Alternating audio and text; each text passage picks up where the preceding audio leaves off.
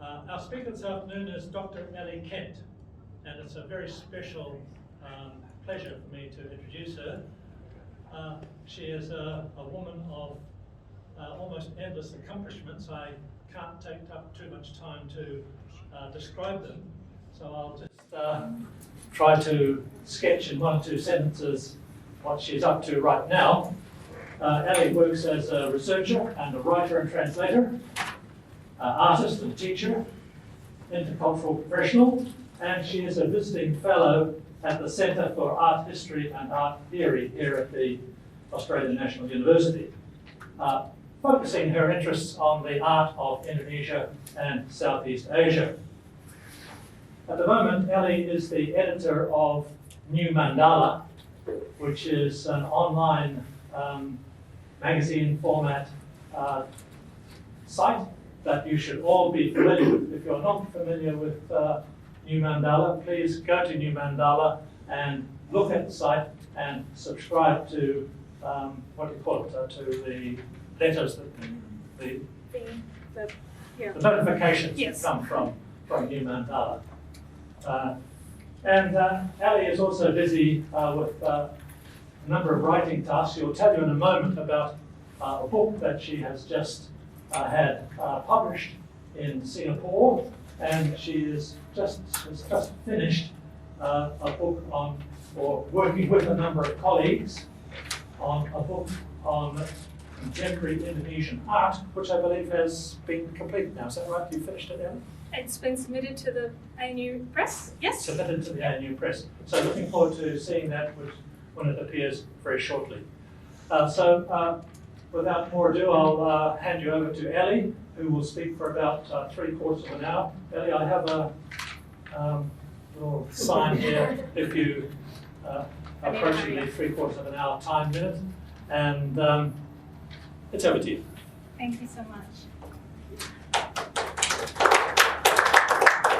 for the beautiful introduction, George. It's such a privilege to be here and with the audience here in the room and online. Especially to be introduced by Pak George, who was my teacher in Indonesian when I first started at ANU over 20 years ago. And also here in the audience I have teachers who taught me about Asian art, Pak David here as well, and online amazing mentors in Virginia Hooker and Caroline, and I don't even know who else is in there because I haven't seen the list, but I've been alerted to Virginia Umia's presence and Caroline Turner, who have been amazing support and mentors for me over the past 15 or 20 years as I've pursued this path. As what George said, I have a book coming, it's actually coming out through NUS Press. We're just going, I'm just waiting on that contract. This presentation is largely based on the research, my doctoral research, which fed into that book. To be honest, when I started preparing this presentation, I had in mind a kind of basic rundown of that doctoral research, but then I really got caught up in the nexus between the ideas and the images, and I started niggling around with the slideshow, and I was worrying that my research, which has been into participatory art practices in Indonesia, was getting a bit old, and I generally just got a bit fed up with myself. And that put it aside for a little while. I'm sure you're all familiar with that state of mind. But then things started to move, and I realised that there's actually a lot of new things to talk about that are related to the old research that I've been doing. So that's where we'll start this presentation. Thank you. This is where we begin with the newest thing to not quite yet come out of contemporary art in Indonesia, which is the thrilling prospect that Documenta, which is one of the world's most eminent art events, which is held in Kassel in Germany, will be directed by Indonesian art collective Ruang Rupa next in 2022. Ruang Rupa were established in Jakarta in 2000, and they quickly grew to be one of Indonesia's most prominent arts collectives on the local and on the global stage. And their range of projects spans art intervention, radio stations, video festivals, community projects, teaching, research, mentorships, formal roles directing major exhibitions and biennales, and informal roles wreaking havoc and generally setting a really high standard of polyvocal outputs that belies their quite loose structure. They've collaborated with arts organisations and institutions around the world, but in spite of their cosmopolitan global outlook, they maintain a really distinct Indonesian voice. This is a kind of practice and discourse that John Clark describes as originary endogenous discourses. It's selective adoption of exogenous influences from art history around the world and art practice, and forms as well, my apologies, to be recast and interpreted through localised understandings. And during my research, this emerged as a really continuous theme. So in Ruang Rupa's vision for Documenta, they're performing what can perhaps be described as an inverse of this process, taking local knowledge, in this case Lumbung, the communal rice farm, and using it to reinvent the economies of centralised hierarchies in contemporary exhibition and knowledge making in Europe. In a 2019 pamphlet outlining their vision for a decentralised, de-hierarchised model for the exhibition, in which they'll share the curatorial platform with a myriad of other collectives from around the world, Ruang Rupa wrote, Can we strive for a more just distribution model in which asymmetrical dependency rooted in unfair power relations and demoralisation is not being reproduced? Learning from the accumulation of Ruang Rupa's collective experience in directly practising institutional building as an artistic form, we proposed a collaboration in imagining, tinkering, experimenting and executing models of kooperasi, a model of economy based on the democratic principles of rapat, mufakat, gotong royong, hak mengadakan protes bersama, and hak menyingkirkan diri dari kekuasaan absolut. Lumbung, as a model of resource governance, will serve as the centre of this practice. So this inverted originary discourse will no doubt have its critics from inside and outside Indonesia. And quite apart from its utopic vision, there's considerable debate within Indonesia about the validity of applying local terms in this way and concepts to contemporary art practices, and the nostalgic and often ahistoric ways in which they're employed. These arguments can be applied and to various extents are applied to the four principles that I'm sharing with you today. These four principles form the basis for the forthcoming book with NUS Press. And Lumbung could perhaps have been a fifth, but it's too late now, so we'll just go on without it. So, principle one, entanglement. The artist is inextricably linked to society through shared context. Sanento Yuliman, an art historian and critic eminent in Indonesia, and he passed away in 1992, wrote that discussions and arguments on Indonesian art, he wrote this in 1970, revolved around one principle, which was modernism, which he contended was rooted in a broader reality, changes in society and culture that are occurring in Indonesia and the rest of the world. In other words, modernisation. Yuliman identified three main stances within this modernism: the artist as the centre of creative energy, the autonomy of art, especially from political influence, and the opening of art practice to all traditions, rather than its categorisation by culture. These stances, he argued, gave rise to the polemic kebudayaan, which you may be familiar with, that revolutionary intellectuals engaged in the 1930s in Indonesia. And the main questions that centred around were: how can modern art that is focused on the individual artist be of use, benefit or meaning to broader society? How can art draw from the treasury of the world's art, how can art drawn from the treasury of the world's art still base itself on the territory and interests of the nation? Yuliman deconstructed these questions and linked them back to one social factor, that modern art in Indonesia appeared in the midst of living art traditions. Those traditions came from the people, they're widely understood, and they have functional crossover into many social practices. Yuliman claimed that traditional art is drawn from much narrower developments than modern art, and that those who criticise Western modern art's apparent isolation from society, as the ivory towers, are actually looking for art that can be more easily and broadly understood. In turn, this relates to the need of a developing society in Indonesia to utilise, this was in 1970, remember, to utilise all resources to achieve concrete change.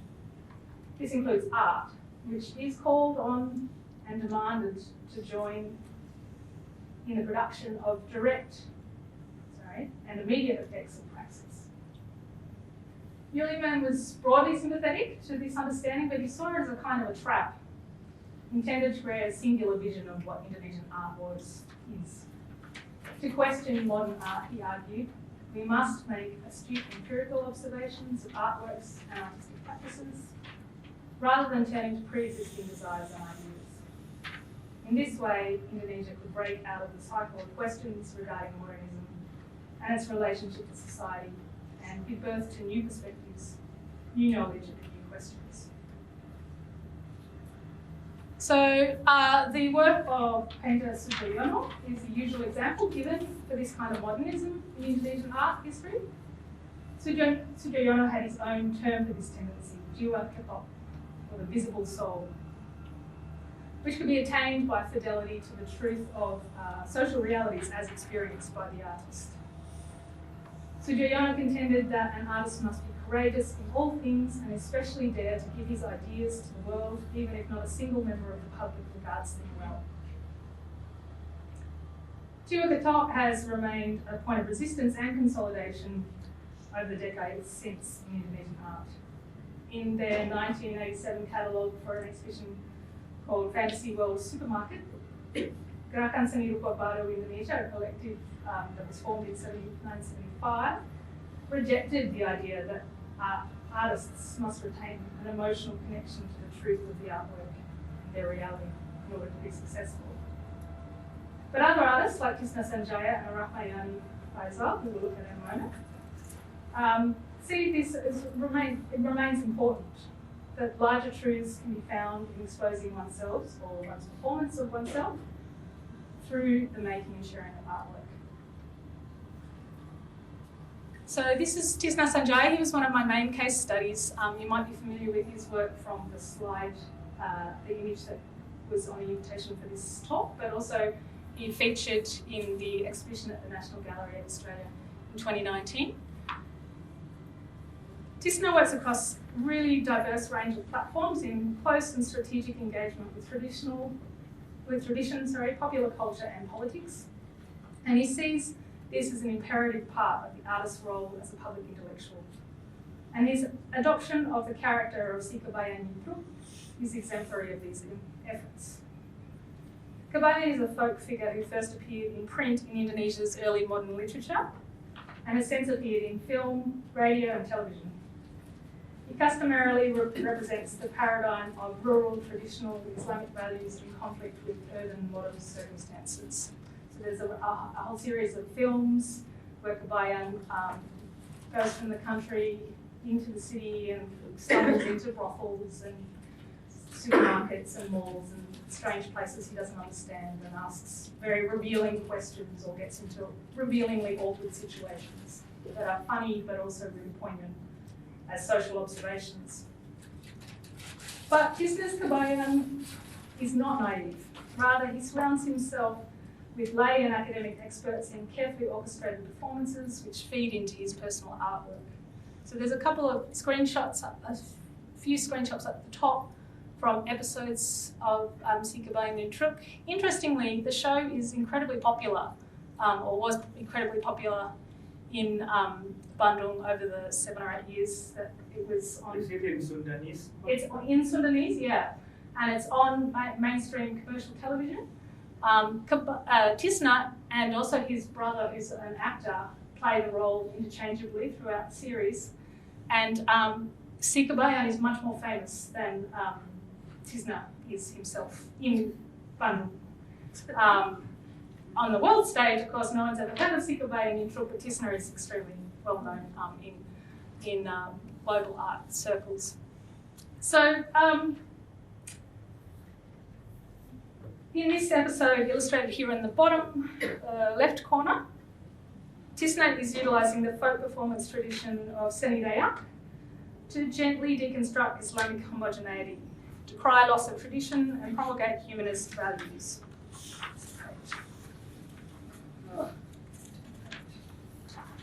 After shooting this episode, he explained to me that traditional arts like Sanjaya are often opposed by those who see Sudanese rituals as incompatible with Islamic teaching. He said, today there were two issues. This was immediately after the shooting of that episode. One was to express to the government that traditional arts should be supported. The second was to explain that these symbols have a position within Islam, which is dominant. And of course, the position of traditional art, with its positive energy coming from a relationship with nature, and its humanist side, ritual and tradition, and so on, this is the same spirit as the contemporary art that I make. So he sees himself as very much in a continuity with the artists that are performing things like Sanjaya, Fajatilan, and these other folk traditions. And particularly those that are used in I guess, narratives of resistance to colonisation and government in general. In her self-narration, Arahmaiani refers to the influence of her maternal grandfather's Kejawen faith. This work here draws on the legend of Ratu Adil, which emerged from the demise of the last Buddhist kingdom in Java, when the king converted to Islam in 1478. Sabda Palong was an advisor and preacher to King Brawijaya V, and he swore to return 500 years later to establish a just ruler in a time of corruption and natural disaster, which is about nowish. And, according to Thomas Reuter's account, to sweep away Islam and re-establish Hindu Buddhism in Java. Although Arahmaiani did not mention that part when I was having a conversation with her and the Kiai who she collaborated with to make these textile products in Jakarta. She left that bit out of the story.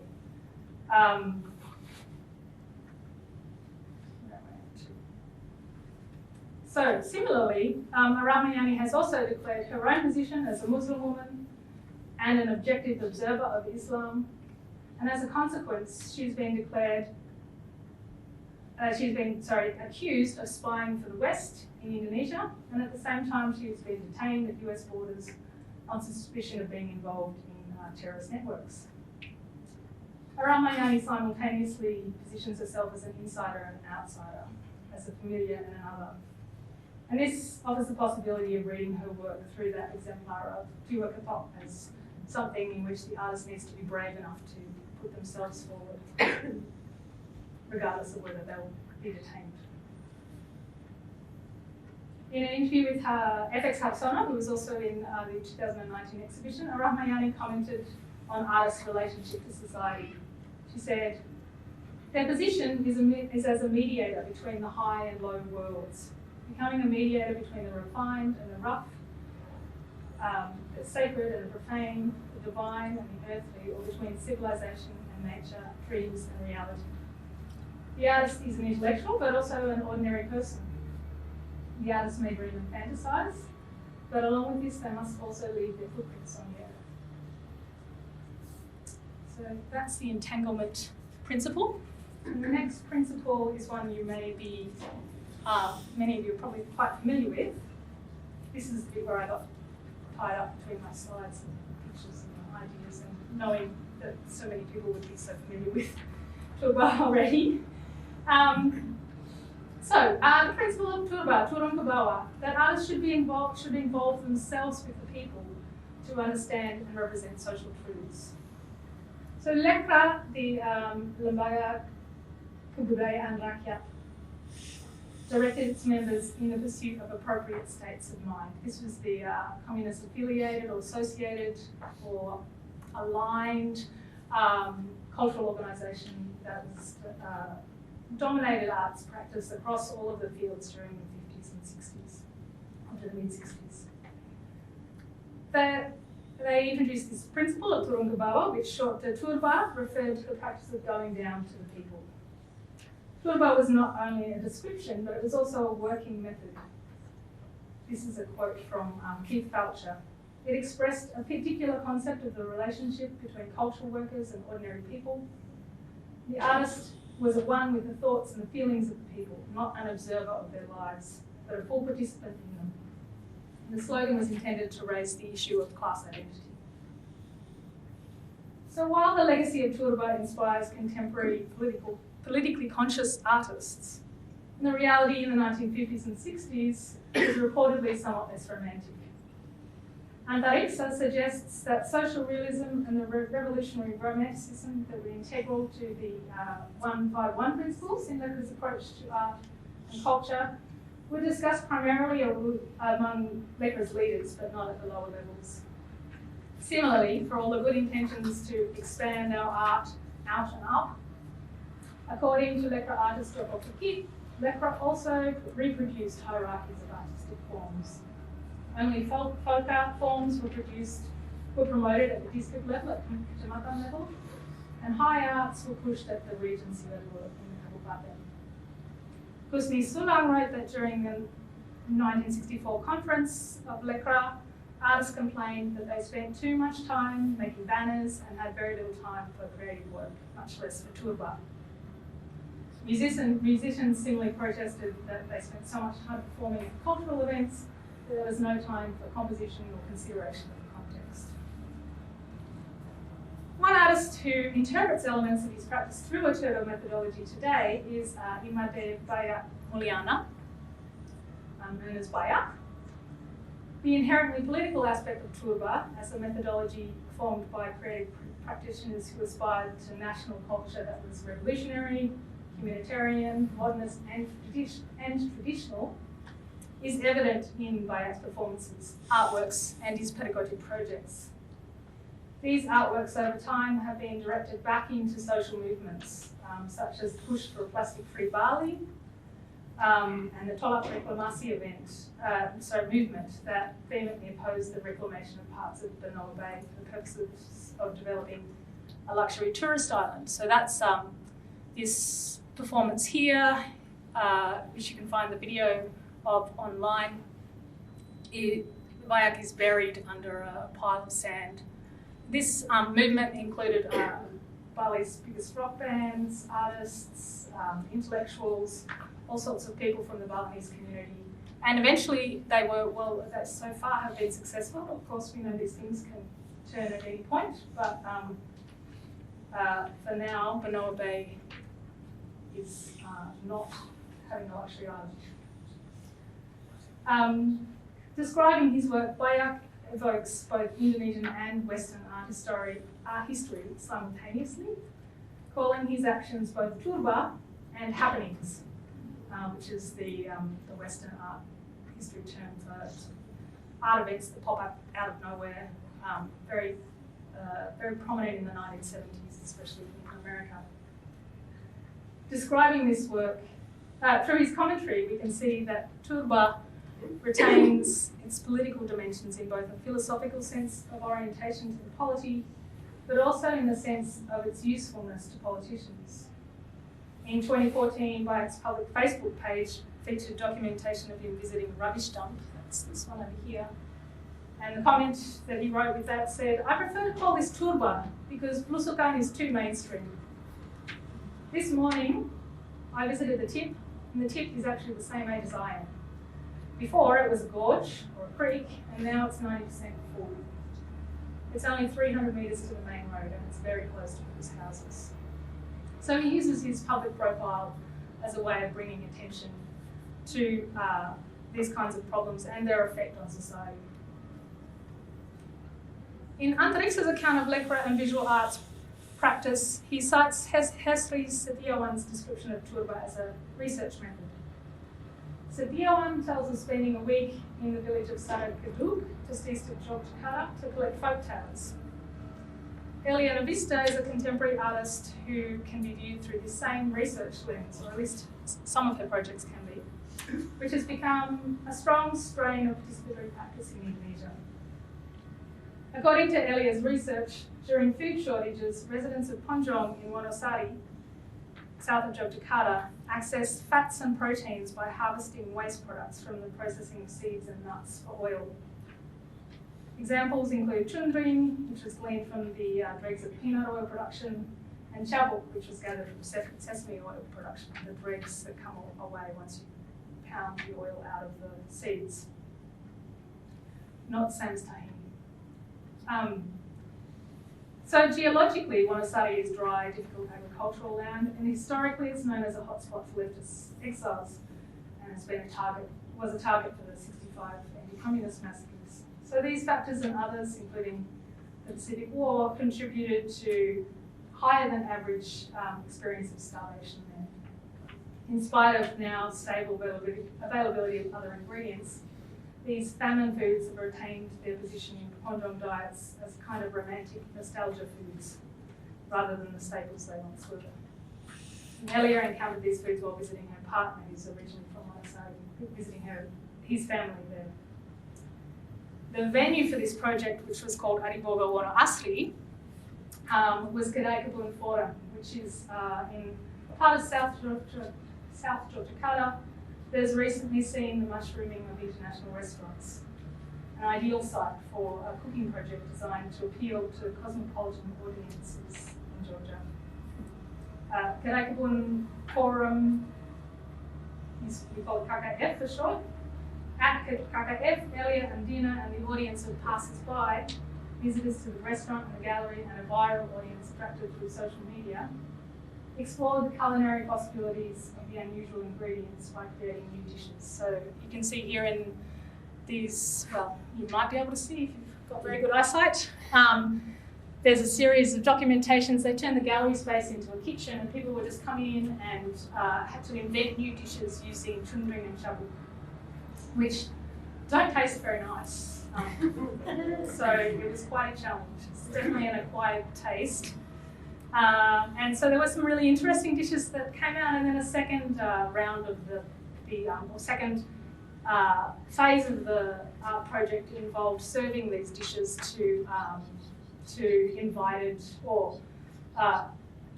in a kind of restaurant style. So they selected the best dishes, and then these went onto a menu that was then served up to art collectors and other members of Jakarta's early art society, with also some very interesting results, including someone demanding their money back because it didn't taste very nice.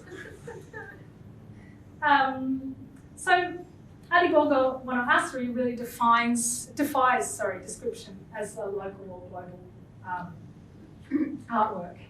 It's exemplary of that kind of cosmopolitan exploration that has been described as grounded in the tenebrous moment of transition. And it poses a set of yet unanswerable questions like, who is the other in a cosmopolitical world? How do we generate and share knowledge through aesthetic experiences? And what does it mean to be local? And what relative boundaries does this establish in a global world? What is inherited by the heirs to world culture? That evocative description from one of Indonesia's first collectives of cultural workers. Okay, so principle 3, kerakyatan. Art and artists can be used to build resilience and autonomy through education. Kerakyatan is not really a new term to be used for socially engaged art, and Keith Alsher also used it to talk in his examinations of Mecca. But this definition that I've taken is from FX Harsono from 2003. His take on the term brings it away from that kind of reifying imperative of social realism and into an increasingly complex social environment that was engendered by New Order developmentalism and subsequently Reformasi as well. Referring to artists like himself, who began to work alongside NGOs in the 1970s, in 2003, Harsono wrote, "They understand the problems of society to be quite complex, drawing on their critical observations of the reality of existence and their interactions with society and groups outside the arts. This awareness means they no longer identify the problems of the people as limited to the problems experienced by the Wongchili, the little people. Rather, they see it more diversely: environmental pollution, eviction, workers, war, cultures of violence, the clash between modernity and tradition, and so on." So from the mid-1970s through to the 1990s, there was a rise in this interdisciplinary practice and engagement with regional and international discourses on sociology, pedagogy and development theory, as well as art. So artists like Muliana and Efek Sarsono and other members of the Gerakan Seni Rupa Baru evolved their focus on social responsibility. And particularly those of Muliana were often directly aimed at conscientizing the rakyat through artists' direct participation in people's lives as teachers, as neighbours, as advocates, and involving the rakyat in creative practice which was aimed at developing critical thinking. So the term seni penyadaran, seni rupa penyadaran, or conscientization art, was adopted directly from the pedagogical theories of Paulo Freire. I'm sorry about the pronunciation, I can never say his name quite right. Paulo Freire, whose critical work Pedagogy and the Oppressed, and his critical work Pedagogy and the Oppressed, and was introduced to artists like Muliana through their work with development and civil society NGOs in the 1980s. Alongside this ideology of conscientization, the same artists maintained their autonomous individual practices, experimenting with installation and performance, as well as print, painting and sculpture. So you can see here, this is an early work from Efek Sarsono. He went into the communities on the edge of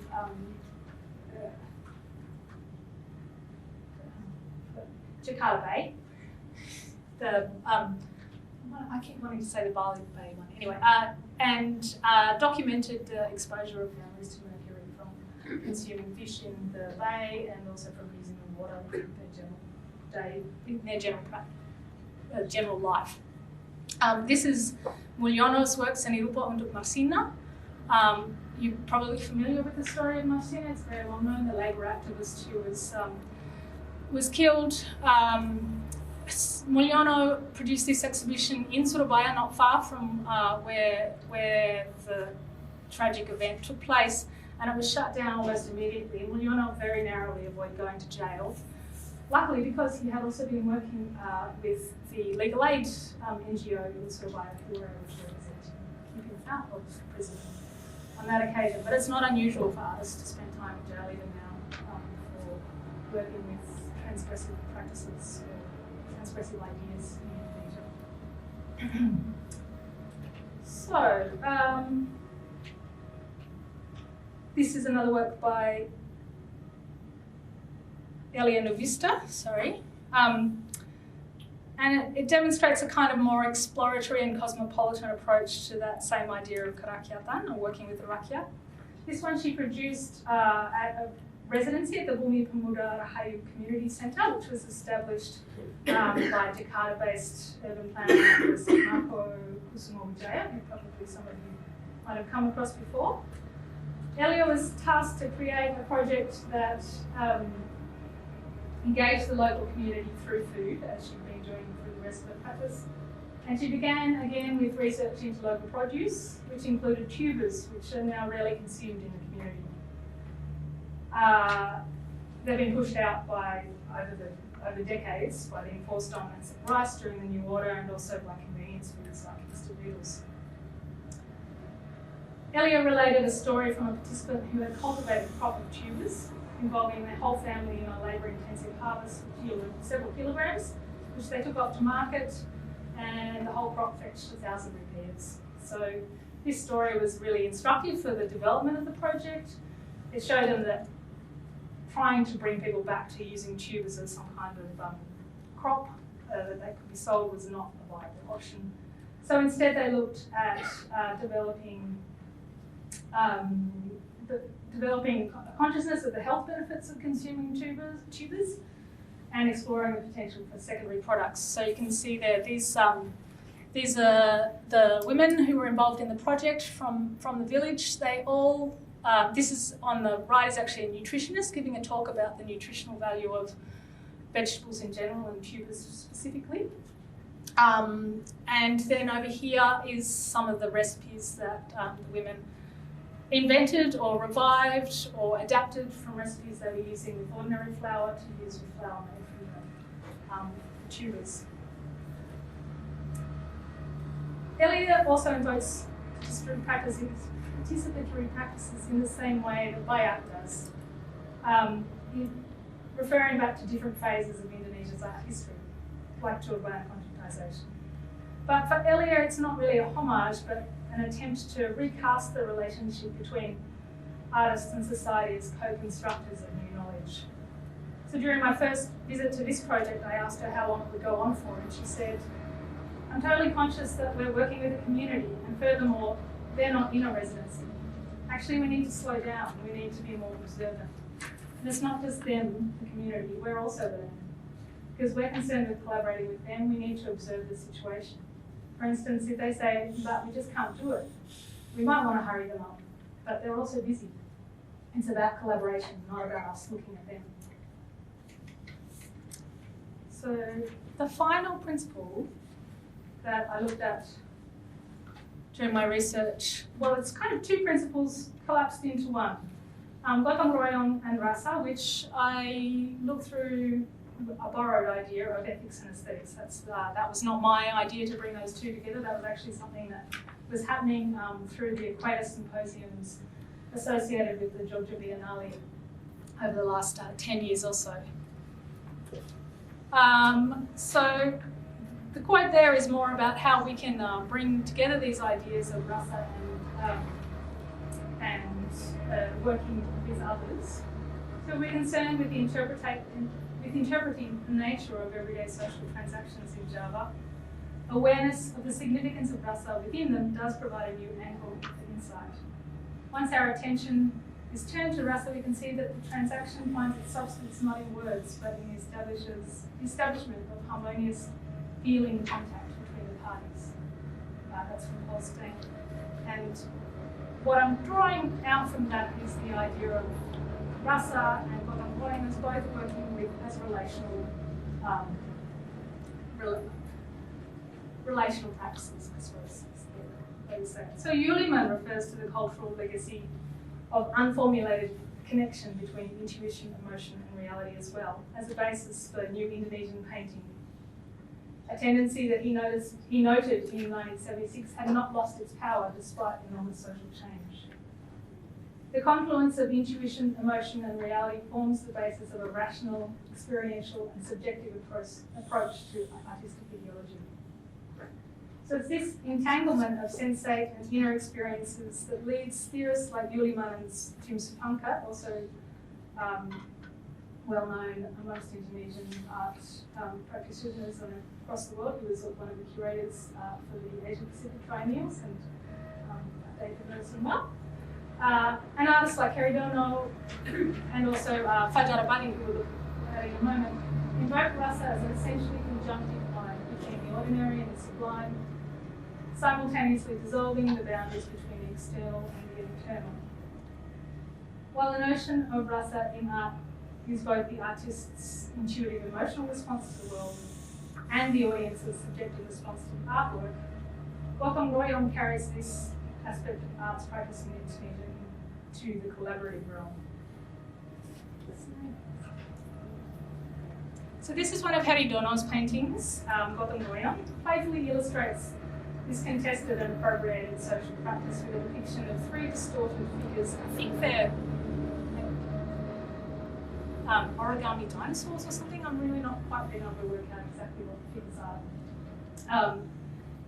Working in concert to lift a tiny bucket, which you can see on the left. So three enormous, strong figures struggling to lift this tiny bucket.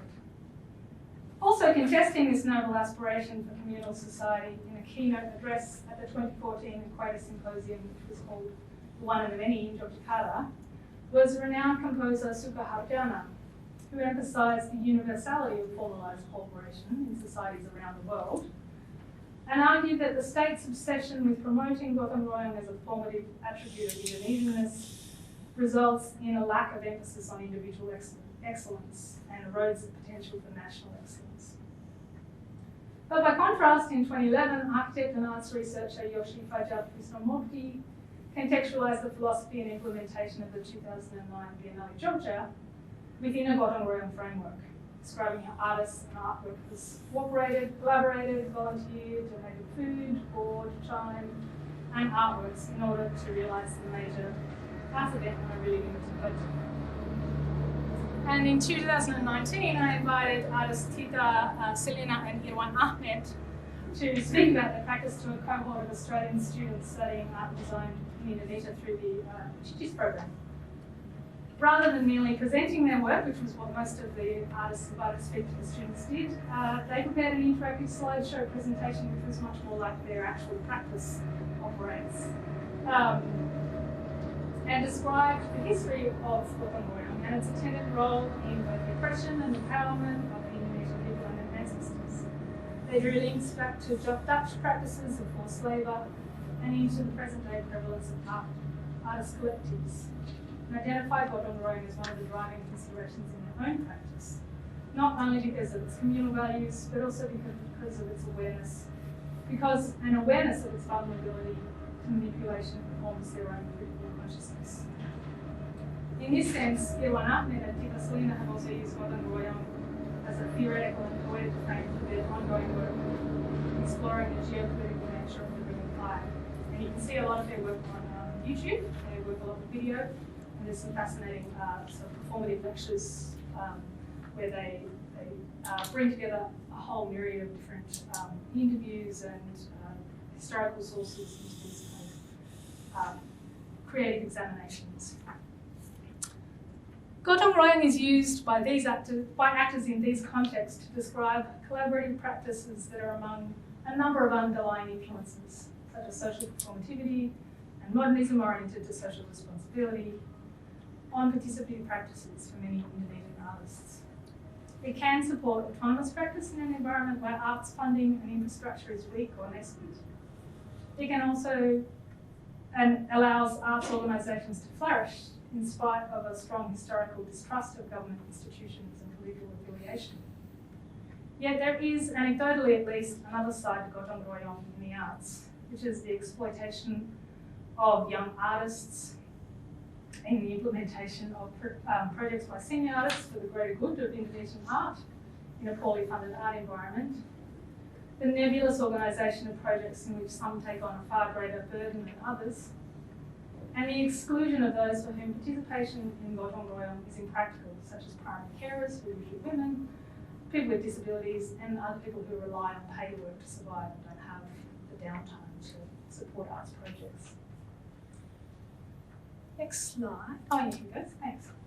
Collective arts communities are a long-standing tradition in Indonesian art, and exemplified by the Sanggar model in the early 20th century, but their global relevance and visibility exploded in the 21st century, culminating, as we saw, in Ruang Rupa being appointed as the artistic directors of Documenta 15 in 2022. Much of the activity generated by these collectives is grounded in the particulars of the Indonesian context, including perpetual social, professional, creative and intellectual entanglement with other Indonesian collectives and individuals. So some of the things that we have here are a series of exhibitions and associated events that happen alongside them. So this is the Jakarta Biennale in 2015, which was in collaboration with curators from Nigeria. So there's a whole lot of Nigerian artists and Indonesian artists presenting work at this is actually the Jogja National Museum, which, if you're familiar with Jogja, was once the home of ASRI, the art school in just west of the Sultan, the Krathon, thank you. Just west of the Krathon, so there's a big white building, institutional-looking building, and this massive facade of oil drums at the front of it, and attendees to the Biennale had to enter through the Komisi Nasional Pemurnian Seni, the Commission for the Purification of Art, and you had to go through a purification medical ritual, which was not at all unlike getting a COVID test. So as you went through, you got your not COVID test, and then you could go in and see the exhibition once you've been purified and checked. That was put together by an arts collective called Ace House. And they were also originally part of the parallel events in the 2011 Jakarta Biennale, which is a stream of events that they run alongside the Biennale that is for the community to be involved in. So students or other collectives or civil society groups or clubs can submit proposals for an art event, and the winners are then facilitated to organise and implement their event. So in this history of the Indian community in Indonesia, actually Elia Nurvista again ran a tour through Jalan Solo, through all of the fabric shops along, and talked to the community members there about how their families came to be in Indonesia from India. And this was largely because that Biennale was in collaboration with Indian curators. So the 2011 Biennale was India meets Indonesia. Hence also Ace House's exhibition Tak Ada Rotan Akar Punjabi, which was kind of like a record shop, a Punjabi record shop in the middle of Jogja. So these kind of events and exhibitions are always aimed at bringing more and more people who aren't part of the art scene into the art scene. They bring in students, they bring in all sorts of clubs, and sometimes the effect is quite ongoing. One of the prominent curators now first joined Indonesia's art scene as a sociology student. He's from Makassar, and he's now from beginning as convening a parallel event, then later became the artistic director of the Jakarta Biennale. And this is also the Equator Symposium, which also runs alongside the Jakarta Biennale, but in the off years of the Biennale, so they have a big conference. This one was called The One and the Many, Ethics and Aesthetic Practices in Our 21st Century Democracy, and brought in speakers and representatives from, again, all around the world, not restricted to whatever the geographic region we're working with specifically, but restricted to the equatorial belt, which is the theme of the Jakarta Biennales for the last 10 years. So, much of the activity generated by these collectives is grounded in the particulars of the Indonesian context, including perpetual social, professional, creative and intellectual entanglement with other Indonesian collectives that are ready. Ideas around ethics and aesthetics embodied in Gotong Royong Rasa have gained cadence in the midst of this era's late-stage capitalism. So now we have intensified political polarisation, mass corporatisation, immense social inequality, crumbling ecologies and the dissolution of traditional media hierarchies, but juxtaposed with more diverse modes of personal intimacy, collaborative goals, communal, sensorial and intellectual experiences, and shared responsibilities. During my research, that I spent about 2.5 years living in Bandung and Jogja to do my field research, there were 2 Jakarta Biennales, 3 Jakarta Biennales, an art fair, countless smaller exhibitions, several arts symposiums, and many artist residencies which were devoted to participatory art and were either explicitly or implicitly working with the ideas of Gotong Royong Rasa as parallel or correlated to ethics and aesthetics. But as is often the case in contemporary art, there is no neat way to bundle up these ideas in the 5 minutes remaining, especially not as we're about to see how the coincidence of Indonesia's art's rise on the global stage, intersecting with the global pandemic, plays out. But there is one short closing video that I'll play for you, which is by Bandung artist Fajar Abadi. His practice is entirely based around ideas of rasa and Gotong Royong. And I think that this video probably doesn't need to explain very much more once you've watched it. So I'll close with this, which hopefully will work. Will it work?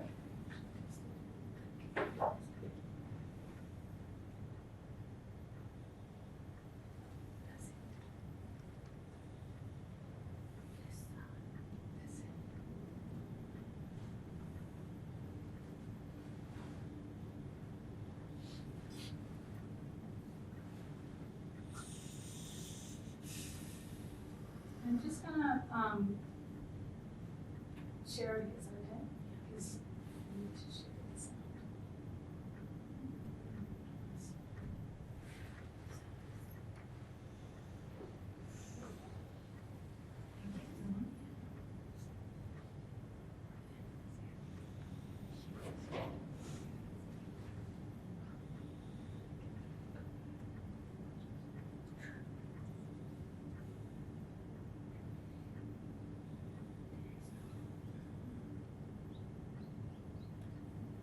That's okay. We'll have it without sound. It'll be a visual experience. Are they singing? It is just a musical soundtrack. No, they're just applauding.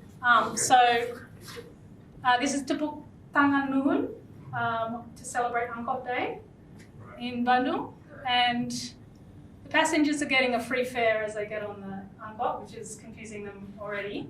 And then as they get on, someone gives them a chocolate bar, and they don't know why. And then everyone applauds.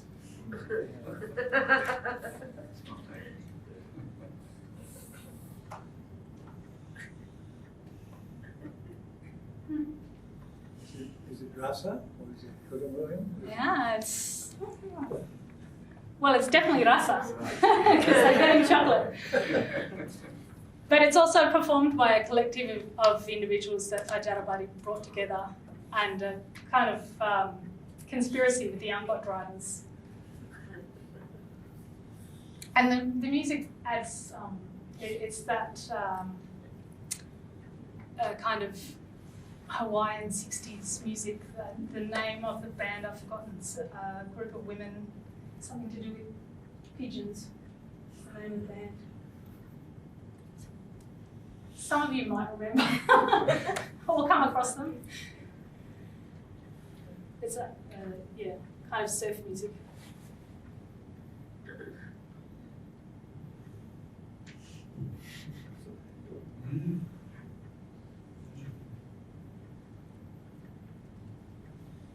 So as the Angkot fills up, more and more people are in on the conspiracy, but everyone getting on doesn't know what's going on still.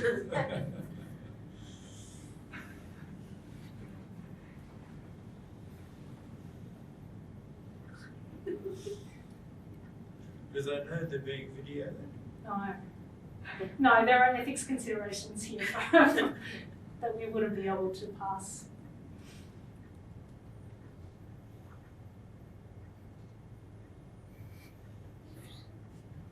Do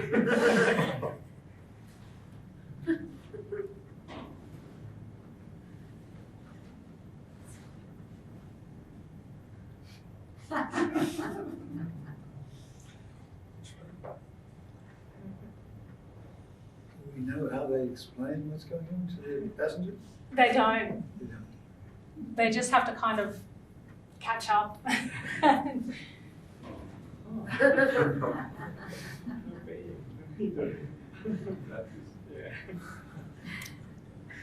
So on that note, and on whether it is rasa or gotong royong or some kind of intersection of the two, I will leave you with that.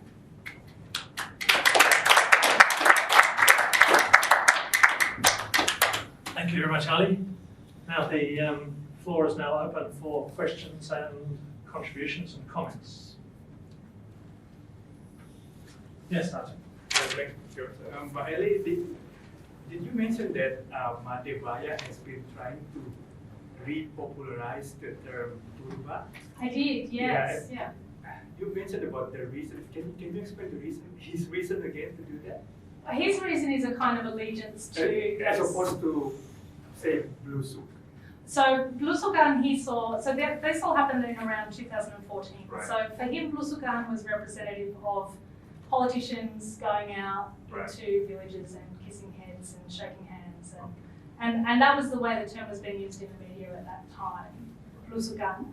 But there is a history of turba being used as that term. So, the reason I asked because as an Indonesian, I mean, turba is very associated with lekra, hence PKI, right? So I was wondering, maybe Pak Bayak is doing this because he's so fed up with this government's anti-communism feeling, so he wants to show that, let's just, forget about the PKI. Yeah. But apart from that, I don't really like the word, not because it's associated with PKI, but turba, turun ke bawah, as a notion of hierarchical, right? Yeah. So it's a bit at odds with the other principles. The idea of evoking class and consciousness is hierarchy, it's vertical, yeah. while belusukan, to my Indonesian ear, is more horizontal. Oh, horizontal. Okay, that's Masuk, interesting. menyelinap, right? Yeah.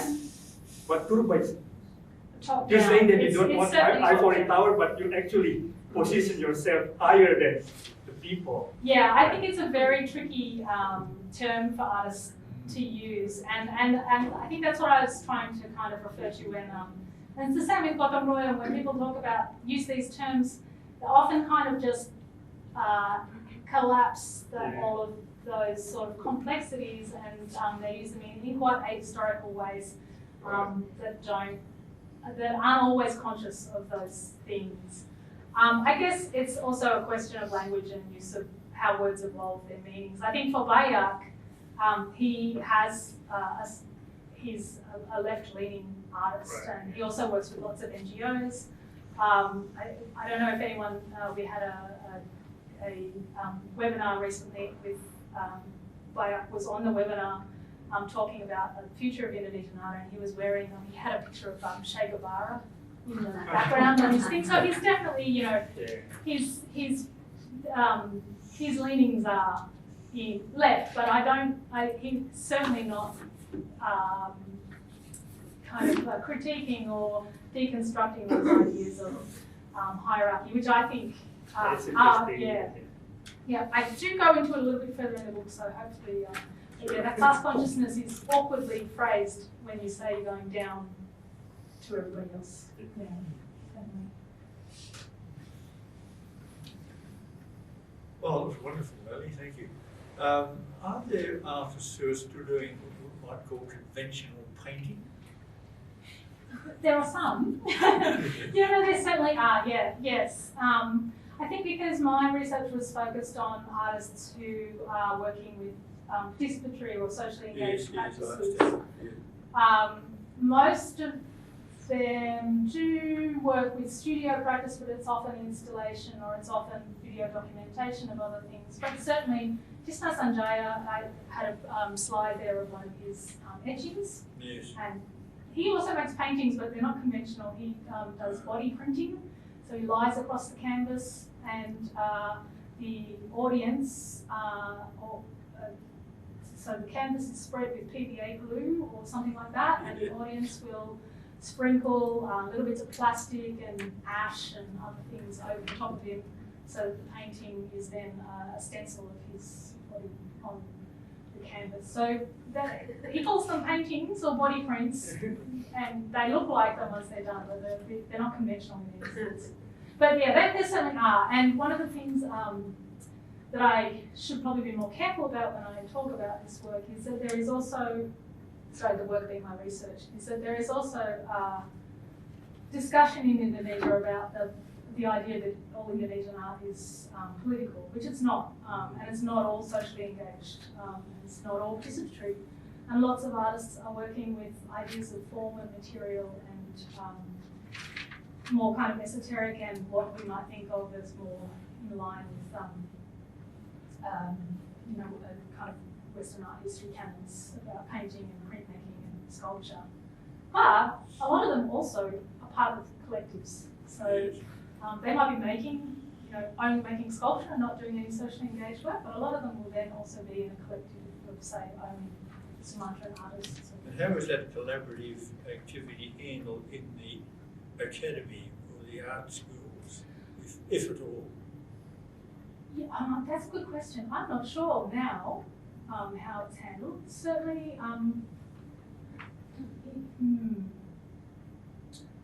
for postgraduate students, they can work with that kind of work now. But when Muliana was a student, which is now quite a long time ago, in the mid-80s, he did a participatory artwork for his final project in the painting course, and it was actually an installation, and he failed and got kicked out because it wasn't conventionally a painting and it wasn't conventionally anything. But as you probably remember, like even 20 years ago in the School of Art, it was, if your work was on a wall and you were in the sculpture workshop, that could be problematic and possibly not pass your assessment because sculptors don't make wall works. Or, you know, those kind of boundaries. Probably, I don't know what it's like in I know postgraduate artists do work with these kind of ideas, but I'm not sure what happens in the SAPL streams.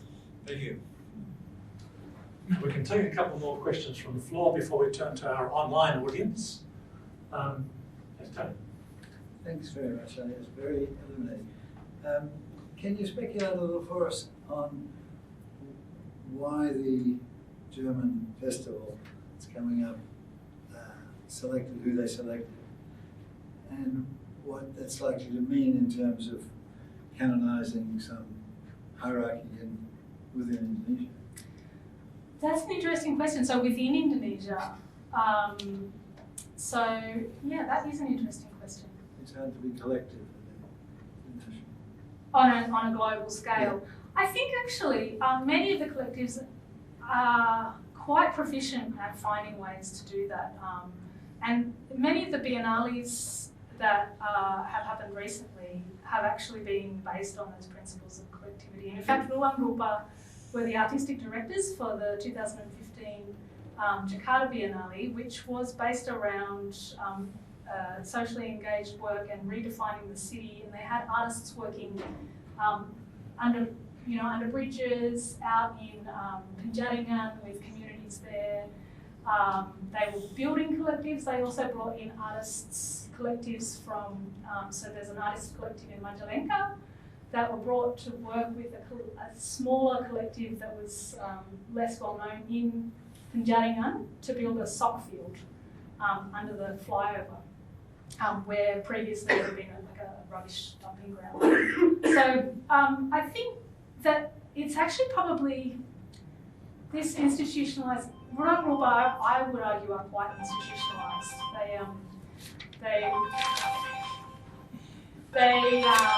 They're running the biennales for the Dewan Kesenian Jakarta. In fact, they're members of the Dewan Kesenian Jakarta. So that kind of practice is now embedded in institutions in Indonesia, at least. And I think in some places, so for instance, the work Gotong Royong was in Poland. Tita and Irwan's work, that was displayed in Poland. There's been lots of collaborations between Polish arts collectives and Indonesian arts collectives, and also German arts collectives and German individual artists. And the German history is quite long with Indonesian art as well. Tisna Sanjaya studied in Germany, he studied printmaking. But also that social realism was very, the social realism that was attractive to artists like who were involved in Lekra came from that social realism that came out of Germany post-World War II, or was highly influenced by that, came from. So Kath Colby's and artists like that who are working with social realist printmaking. Yeah, so it is hard to institutionalise horizontal relations, but if they can do it anywhere, I suspect Indonesian artists will be able to do it. Okay, now I apologise for my telephone. I warned you to switch off. I forgot to do it myself. Before we come to Elle's question, could we take a question from the, do you have a question there from the yes, there's one question. Thank you. One from C. Sambrani. Hi Elly, thank you for your presentation. Given the multi-layered geographical, linguistic, cultural relationships that underlie modern Indonesia, how useful is it to speak in terms of indigenous and exogenous discourses and practices following John Clarke?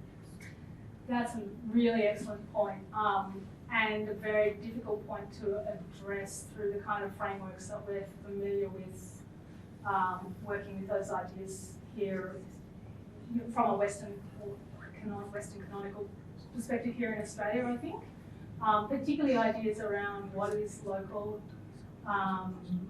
what is endogenous or even indigenous in Indonesia is not as simply addressed as we might do it from our kind of decolonising perspective from here.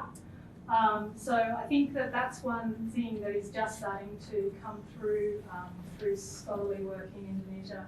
There's been some interesting research into practices in which artists worked with, I guess what we would describe as appropriated motifs and forms and materials to insert them into institutional buildings during the New Order. So artists working quite closely with the New Order to build this idea of Indonesianness. So I think that's the main usefulness of that theory in Indonesia, because of the broader drive to come to define an Indonesian culture rather than distinct ethnic cultures or regional cultures. That's an overarching drive across Indonesian history from before independence, so and through language as well. So it's useful in that sense. I think when it becomes really interesting and complicated is when it tries to come outside into places like Germany. And I think that's an interesting question that may or may not come up when we look at the idea of Lumbung being used by a Jakarta-based arts collective, when it would be surprising if any of those individuals had had any direct experience of Lumbung or the use of it. I'm making assumptions there, of course, and it's always also surprising when it turns out where people have come from what they have experienced in Indonesia. But it's fair to assume it's not a big part of their daily lives. And in Australia, artists would find it really problematic to kind of appropriate something from traditional culture in that way. But it's a different discourse in Indonesian art, probably because of that historical drive to develop an Indonesian culture and artists being so deeply involved in that in an institutional and creative, individual kind of way as well. So yeah, I think it's definitely a tricky question. I don't have a clear answer for this stage. Thank you. Now we'll come back to questions from the floor. We have Hel and a couple more. Hel first. Elly, thank you very much. Very interesting. Can you tell us a little bit about the social origins of the people you've met in the artistic community, artists? I mean, do they tend to come from artistic families? Do they tend to come from, well-off families, the education levels, anything at all? And just a bit related, apart from, say, the top, 5 or 10% who can live off their earnings, how do most of them sort of get by? That's an excellent question. They're both excellent questions. Thanks, Hal. Indonesian artists broadly could probably be defined as coming from middle-class backgrounds. Mostly they go to university, and mostly they are allowed to go to art school, which of course is, quite a coup to have your family let you go to art school, especially here anyway, let alone in Indonesia. They often do come from middle-class backgrounds, but not exclusively. And in terms of coming from artistic families, that is quite common. The two founders of, Ace House, who had the Punjabi, Punjarotan or whatever, I can't remember. Punjabi. What should I say? So Ace House is a collective in Jakarta. Intani Swastika, who is their leading organising light and also an artist in her own right, is the daughter of Pak Sudargono, who was a painter, and he's recently passed away, but he and his family live in it's called the Joglo Jago. Artists pass through there all the time, so there's quite a lineage there, and Saung Jabo, he calls that his Jakarta home. So when he, sort of eminent rock star from Indonesia in the 80s, not quite Iwan Fals, a bit more underground than Iwan Fals, yeah. So there's quite I don't want to say royal family because that's too hierarchical again. But there's quite a kind of, there's families where the parents were artists or were art workers, and the children are artists or art workers. And I think that's partly because those people will recognise and accept that coming through their family as well. And of course, not everyone, Intani's brother is not an artist, he's a martial arts enthusiast. So, it's not a given. But also living in that space in Joglo Jago is a dear friend and artist and member of Ace House Collective, Aceh, who's from Aceh. He gets called Aceh because there's someone else with his exact same name who's not from Aceh, so that's why he's Aceh. But he's not from an artistic family, not from Java, not from the middle class, but he's very embedded in that society as well. So it's mostly middle class, but there are certainly divergences. Yeah. And their survival? Well, their survival depends on them staying at the moment, mostly staying in Jogja or Jakarta or Bali, and that's one of the big, interesting. That's something I'd really like to look into in my next body of research because that is starting to change. Centralisation has been a huge problem for the arts in Indonesia, as it has been in all sorts of fields, and decentralising also has its risks, as it does in all the other fields as well. So, but that's starting to happen now. The Jakarta Biennale is in its fourth iteration, I think now. The Taman Budaya networks are running exhibitions of art, contemporary art in the Taman Budaya in all of the regions. Well, they were until recently. So things are starting to shift, and it's a really interesting shift because previously you had to come to art school and stay in Java to supply, or maybe in Bali. Yeah. Excellent. Terry. Thank you very much. It's great. Following on from what Hal was raising as issues, one of the big changes in Indonesia over the last 30 years is the rise of high school, SMA, and the way in which Remaja are going into high school.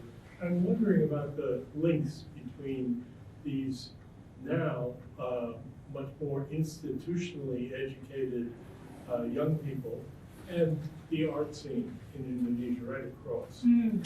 How are they seeing the art, and also how are the artists catering to them?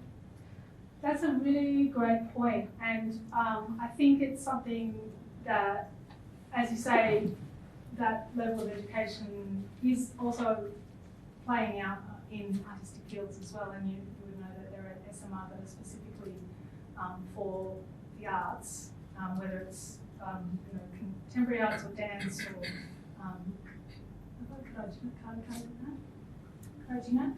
crafts, and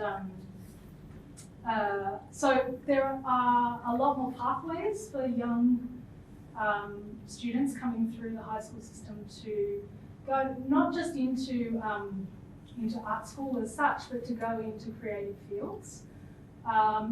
I think that is having a big effect, particularly on audiences for contemporary Indonesian art, alongside social media and smartphones. It's a huge. We know that young Indonesians are extremely well connected, and one of the things that emerged while I was doing my research was the art fair had this. During one of their art fairs, they had an enormous amount of people coming through. The price of the ticket, it was a paid event. You had to pay 8,000 rupees to get in there. So it was not a small amount for most young people, young students, but it was always full, and there were queues out the door because people really wanted to come in and take selfies with the artwork. So there was a lot of criticism from within the institutions of Indonesian art and the sort of, the established artist and art going public, which was small, about this kind of selfie culture. But ArtJog, to their credit, really took it on, and their next fair was entirely, it was another participatory art-oriented fair, and it was entirely curated around making artworks in which if you took a selfie, you then somehow had to be more engaged with the artwork. So there weren't paintings that you would stand in front of. They'd have QR codes, or there'd be some kind of movement, or you would be able to get into them, or there were particular angles at which you could observe different things about the artwork and take a selfie in a different kind of way. So I think there's two kind of streams, like there are here, where people are, some institutions are really engaging really closely with that youth market, if you want to call it that, and others are a bit resistant.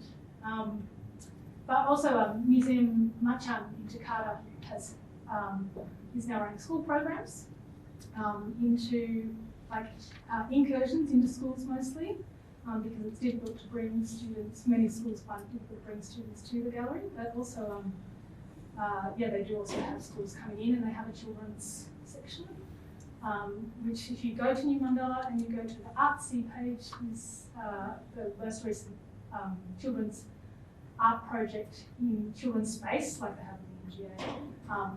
Children have been able to go in, and young people and adults I went to, and paint the inside of the this sort of giant soft canvas space with enormous pots of paint and enormous sort of mopping type things. So yeah, it's a shifting space at the moment, I think. Yeah. Thank you. Yes, Peter. Hal asked a question, and as an economist, I ask or make an economic content. Your 4 points, strangely enough, reminded me of something in Yogyakarta, and that's our good colleague Pak Mubiato's economy kerakyatan. Ah. 3 of your 4 points at least seem to apply to it. I'm not sure about entanglement, but turba. I was in Jogja with Pak Mubiato in the early 70s. We often used to go out to rural areas, and strangely enough, people sometimes used to talk about that as turba. And for the reasons that people here have mentioned, I used to feel a little uneasy about the idea of people with American PhDs going out and getting into jeeps and turba, visiting the Patani to talk to them about their pajak and so on. A third point was kerakyatan, which of course Pak Mubiato talked quite a lot about. And fourth was gotong royong. I don't know about rasa, but gotong royong. So we used to go out to markets, and this brings me to your Angkot Day angle. There are both anti-market and pro-market issues here. A lot of these people don't like markets. Markets are exploitative, and you're involved in globalization, and it is destroying the world and so on. And yet at the same time, in some ways, they need markets. I mean, when you go out to Pak Mubiato's economy kerakyatan, we had a short film of Pak Mubi. Well, he was in a pasar where people are buying and selling. And of course, the angkots are in a market. Absolutely. Now, in the presentation today, they weren't actually in the market. But most of the time they are. So their presentation today was anti-market. They're not charging a fee, and they're actually giving things away. And the drivers, I suppose, are volunteering and working free of charge. But this market cannot survive very long. No, that's why. So anyway, this is the economist is struck by, I remember our friend Pak Mubiato, and the pro and market elements to that. Thank you. Just a comment really. No, I think they're really great points, and actually all of those ideas do come through in Angkot Day is about lots of those kind of economic imperatives, and whether Angkot drivers are part of a public transport system, or are they part of a market economy? How should they be charging, and how should we appreciate them? So the title of the work is Tangan Nuhun, so pause in gratitude, precisely because of that idea about whether this is a service that we should be grateful for and paying really insignificant amounts of money for, or whether it's a market economy in which we should be showing our gratitude with coin instead of applause. Elly, could I squeeze in a question? I think we've still got a couple of more minutes. The title of your talk was about participation and entanglement. And I'd like to ask about the role of communicativeness in that context, because when you look at the images that you showed, to my amateur eye, many of them seem to be profoundly difficult to understand. Yes. They're not instantly communicative. Now, I know that that's an issue with all forms of avant-garde art or innovative art. You have to sort of create your own language. But you're talking about drawing people in. Mm. And I mean, one of the images was, I think, by Iwan Ahmed, Gotong Royong. Yeah. And it was in the form of a kind of a daisy wheel type image. With lots of text. With lots of text in English. Yes. In English. So how can you draw people in when it is so deliberately, in fact, it seems to be deliberately uncommunicative? That's how can you say that this is participatory art when it has that character? Well, I guess my first qualifying point would be that what we've been looking at is documentation of participatory art. And one of the things that distinguishes participatory art from ordinary art practices often, not always, but often, is that the final product, like this one, is not the ultimate goal. So there's a French theorist who uses the term relational aesthetics. They're about the interactions. It's about creating interactions between people and between people and ideas, rather than producing artworks that are for a secondary audience to look at. So we would be considered, well, we're probably even a third audience really by this stage, because I've filtered it through, it's been filtered through me, and this is documentation from a project in Poland. So that's the language thing there, but indeed it's probably more better described as a diagram rather than an artwork, this one. A diagram of documentation of projects that they have documented. So what happens in this work is that all of these little bits of text that you can't possibly read here are from descriptions of arts collectives in Indonesia and other collectives and organisations that are linked. So it's more like a diagram of relations in the shape of a daisy. This is not a very effective diagram in a scientific way, but it's a drawing of the relations. But I agree, it can be problematic. And one of the other things that can happen is that people can be really resistant to participating because for all sorts of reasons. And I'm sure we've all felt that when we've perhaps gone into a gallery and someone said, come on and join in and do something and make something, and we don't really always want to, and we're not really prepared to participate often.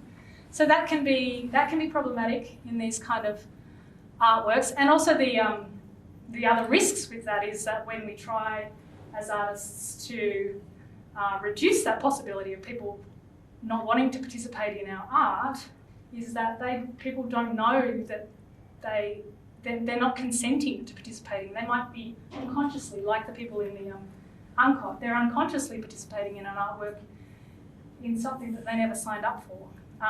So yeah, it's fraught, but I think the main difference is probably that communication through visual means is not the key goal of participatory works. Normally, they're about moments of interaction and relationships. So that would be probably the main distinction. But what I think is really interesting in Indonesia in particular. So in America since the 60s, and actually even in Europe since the early 20th century, think about the Dadaists and other of those prominent art movements were engaged in these kind of practices. But they didn't often produce paintings or installations or other artworks as well. And in Indonesia, artists very often seem to do both. There's very few artists that make these kind of avant-garde participatory artworks who don't then make also etchings or paintings that are based on those artworks, participatory experiences or projects that they worked on. So yeah, that would be my answer. Okay, now we have one more question from We have online. three. Yes. Probably, yeah. Okay. One is from Ibu Virginia Hooker. What are the academics teaching students about art history at present? For example, Tisna is a lecturer at ITB. So what is he teaching his students? And the other one is from Haula Nur. My question is, some people believe that art is like a silent protest that has a big voice. In your opinion, how does Indonesian community in general value the notion of art amidst the development of conservatism in Indonesia, which some of them ban the art itself? Interesting. Thank you, Bunia and Lola. They are great questions. To Bunia's question first. Tisna is a lecturer in. He's actually the head of the printmaking department at ITB in the Faculty of Art and Design. He involves his students in his projects, in his participatory projects. He takes them out. He's got a little bit of land in Cigondewa, which is an industrial zone, which once was fabric production, is now plastic recycling production. That's where our plastic waste goes if it ever makes it to where it's supposed to go to. So he has a bit of land there that he's built a community centre on in amidst all of these public, where people with disabilities are chopping up plastic for processing for like 10 cents a kilo. Appalling working conditions. There's this community centre. He brings his students there. He brings local politicians there. He takes them on a tour of all the public. He shows them the river that runs along the side that is always different colours. It's sort of black or it's red or it's green. He's also swimming in the river, which causes terrible rashes. So he works really closely with students on developing their critical consciousness through what to me seemed like participatory art works, when he creates these situations where all of these different people who have different interests then meet each other. And I took a group of students there from ANU, from the School of Art in 2013, and we had that experience, and it was extraordinarily uncomfortable and awful experience. Apart from the heat and the smell, and the students had come from Canberra, and suddenly they were in the middle of Cigondewa, talking to this poor woman who had was just sitting in this immense pile of rubbish. But it was profoundly effective for them. They really felt what Tisna was.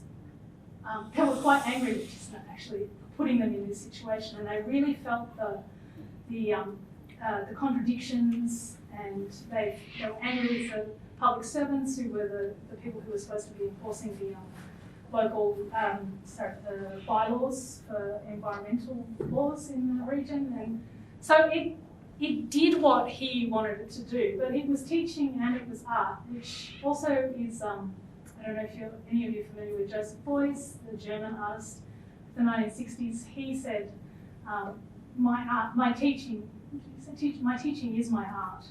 And so Tisna really thinks about his teaching in that vein as being a way of developing critical consciousness amongst his students. But he's also a real taskmaster for printmaking.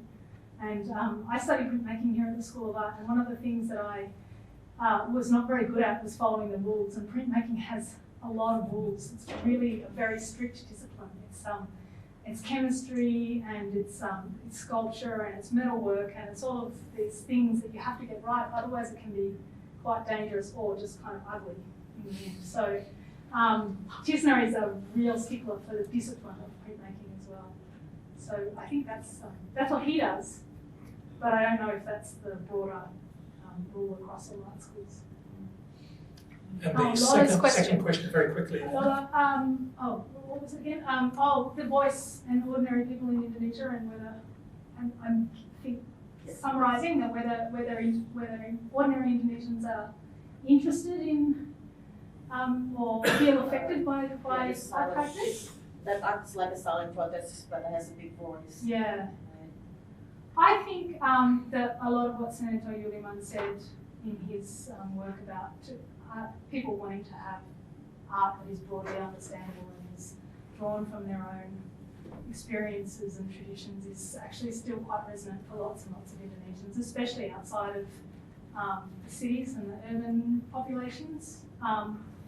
But what is interesting is that a lot of Indonesian artists, as we saw with Tisna working with Bayak, and particularly in places like Jogja, a lot of artists, contemporary artists, also work with those art forms and those artists, the traditional artists, and they can often get a much broader reach into communities. So, for instance, Eko Nugroho, who also had work in the 2019 exhibition at the NGA, he's a big contemporary artist. He's a huge name. He does enormous murals all over the world.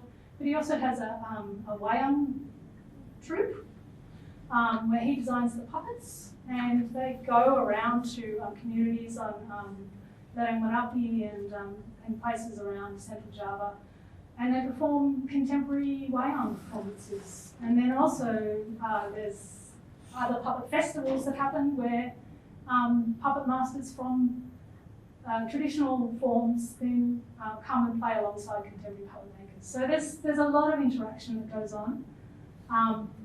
There is an art elite. There's also a kind of broader section of society that's engaged, perhaps without really knowing that that's what they're engaging with. But probably most people's main interaction with art in Indonesia is with the the Wayan that happens at the end of the wedding, or the Jatilan that happens, on a festival day. And I think most Indonesian artists are okay with that. Unfortunately, we've run out of time. And so on your behalf, ladies and gentlemen, I'd like to thank Elly. You've drawn us into the beautiful and diverse and dynamic world of Indonesian art, despite the efforts of economists to keep us grounded. So would you join me please in thanking Elly for this? Thank you for amazing questions. That was really, really fabulous. First.